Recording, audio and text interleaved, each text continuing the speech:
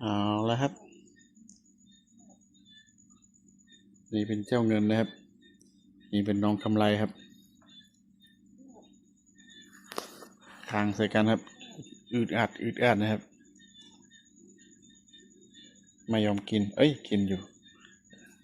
ใครผ่านมาเจอการฝึกนกกระทาของผมนะครับคลิปนี้ก็ฝากกดไลค์กดติดตามผมด้วยนะครับผมต้อมเกตอเกปานกกระทาทุ่งครับ